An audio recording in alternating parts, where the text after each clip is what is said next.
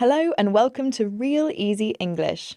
In this podcast, we have real conversations in easy English to help you learn. I'm Georgie. And I'm Neil. And don't forget, you can now watch a version of this podcast on our website at bbclearningenglish.com.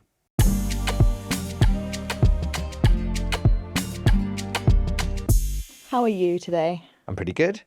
How about you? Yes, I'm good. It's the morning, so my brain is fresh and ready for the day. Excellent, because we're talking today about our brains. We are. We're going to talk about how we keep our minds active, so kind of like exercise for our brains. Shall we get started? Let's do it. So, Neil, do you think you have a good memory? Well, it depends. I can remember things that happened years ago that don't seem very significant at all.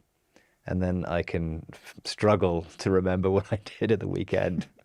I have the same problem. I guess that's the difference between our long-term memory, so that's things that happened a long time ago, and the short-term memory, so things that we did this morning. I also struggle to remember what I had for breakfast and things like that. So, Neil, is there a time recently where you couldn't remember something and it was annoying? Well, I did a quiz with my daughter, and she's 15 and quite sharp. And I knew all of the answers. I mean, I have better general knowledge than her, I think. But she said all the answers quicker than me. I think just the distance between her brain and her mouth is shorter than mine. Were the answers on the tip of your tongue? The answers were on the tip of my tongue, but they just didn't get a chance to get out there. So I have a story as well, a time when I couldn't remember something. My friend was talking about something about an event where I was, and I didn't remember it at all.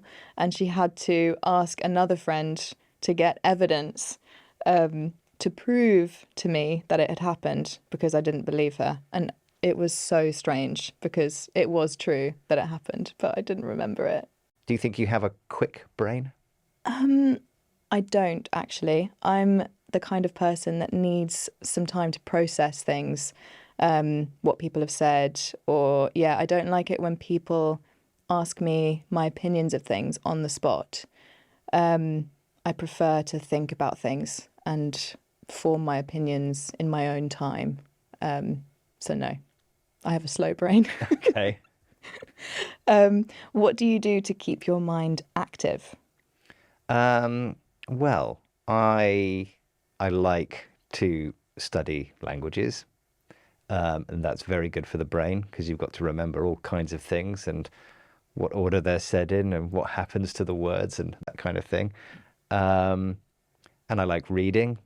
You have to use your brain to read, to follow a story. But I don't do puzzles and crosswords and Sudoku and all of those things that other people do. Maybe I should.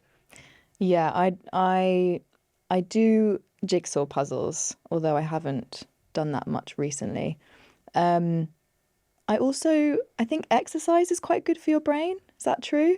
It gets you out of the house, you get some fresh air. I feel like that's quite good for your brain.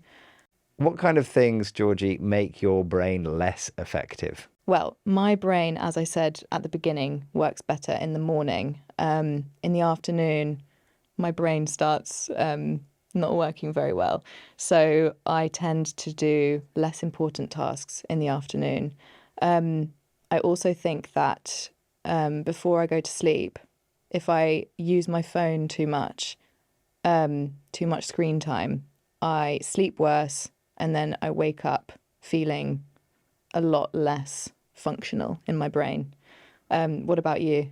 Yeah, I agree. I think sleep is massively important. If I haven't slept well, then it's very hard to use my brain effectively the next day. Yeah, and that's quite common for you, unfortunately, isn't it? Hey, that's life.